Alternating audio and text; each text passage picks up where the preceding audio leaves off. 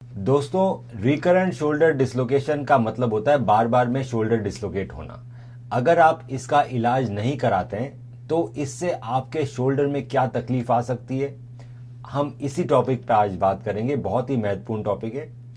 तो जैसा कि आप जानते हैं कि अगर एक बार कंधा डिसलोकेट होने लगता है तो काफ़ी ज़्यादा चांसेस होते हैं कि वो बार बार में डिसलोकेट होए, क्योंकि हमारे कंधे के अंदर एक लेब्रम होता है जो उस कंधे को डिसलोकेशन से बचाता है। पहली बार जब डिसलोकेशन होता है तो हमारा लेब्रम का टीयर आ जाता है, जिसको बोलते हैं बैंकार टीयर। एक बार हमारे बैंकार टीयर डेवलप हो गया तो वहां से शोल्डर फिर बार बार में डिसलोकेट होने लगता है। तो दोस्तों, जितनी बार हमारा शोल्डर डिसलोकेट होता है उतनी बार शोल्डर में काफी ज्यादा डैमेज होता है।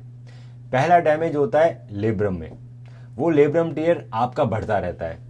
दूसरा डैमेज होता है आपके रोटेटर कफ की मांसपेशियों में। ये मांसपेशियां आपके शोल्डर को स्टेबिलिटी देती है, तो जितनी बार डिसलोकेट होता है उतनी बार रोटेटर कफ मांसपेशियों में टीयर के चांसेस बढ़ जाते हैं।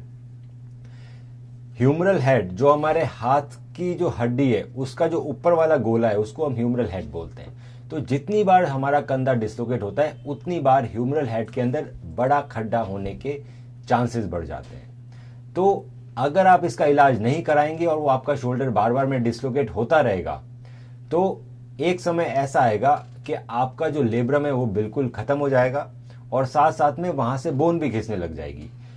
इस स्टेज में अगर कोई मेरे पास पेशेंट आता है तो हम उसका दूरबीन से इलाज नहीं कर पाते हैं, छोटी सर्जरी से। तब उसके अंदर बड़ी सर्जरी करनी पड़ती है, जिसको बोलते हैं लेटार्जे प्रोसीजर।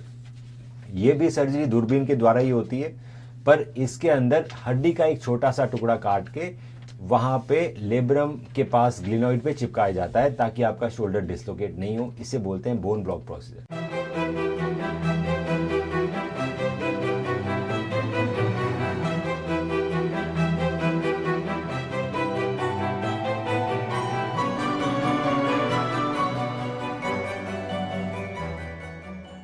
तो अगर आप हमारे पास जल्दी आते हैं जब आपका सिर्फ लेब्रम फटा हुआ है पर आपकी लेब्रम की जो ग्लिनोइड की बोन है वो इंटैक्ट है, तो सिर्फ आर्थ्रोस्कोपिक सर्जरी से सिर्फ 2 छेद से हम आपका लेब्रम रिपेयर कर देते हैं, जिसको बोलते हैं बैंकार्ड रिपेयर विद नॉटलेस सूचर। उसमें हम बायो कंपोजिट एंकर्स का यूज करते हैं। अगर आप बहुत लेट आते हैं हमारे पास, जब आपके बोनी बैंकार्ड डेवलप हो जाता है, मतलब हड्डी भी घिसने लग जाती है, तब हमें बड़ा प्रोसीजर करना पड़ता है जिसका नाम होता है लेटार्जे। इसी तरह से अगर आपके ह्यूमरल हेड में बड़ा खड्डा हो गया जैसे कि मैंने बताया, तो उसमें भी एक रैम्प्लिसाज करके प्रोसीजर होता है, वो करना पड़ता है, जिसमें हमें उसमें मांसपेशी बढ़नी पड़ती है।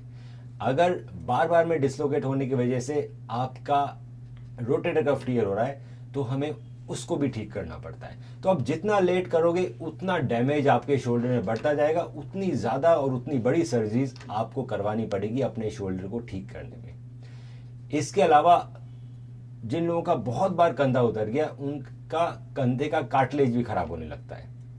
तो एक बार अगर आपके कंधे का कार्टिलेज खराब हो गया तो उसमें अर्थराइटिस डेवलप हो जाता है, फिर कंधे में परमानेंट पेन डेवलप हो जाता है। तो दोस्तों, मेरा यही मैसेज रहता है इस वीडियो के अंदर कि अगर आपका शोल्डर डिसलोकेट हो रहा है और बार बार में हो रहा है तो बहुत ज्यादा वेट मत कीजिए, वो अपने आप बिल्कुल नहीं ठीक होने वाला। जितना आप वेट करेंगे उतनी आपकी एक्टिविटी रेस्ट्रिक्ट होती जाएगी, उतना आप गेम नहीं खेल पाएंगे, उतनी आप एक्टिविटीज नहीं कर पाएंगे। आपको हमेशा डर लगता रहेगा कि आपका शोल्डर डिसलोकेट हो रहा है और साथ साथ में हमारा शोल्डर खराब भी होता रहेगा। दोस्तों, अगर आपको हमारे ये वीडियो पसंद आते हैं तो इन्हें जरूर लाइक कीजिए और सब्सक्राइब कीजिए ताकि आपको नए नए वीडियोस का नोटिफिकेशन मिलता रहे।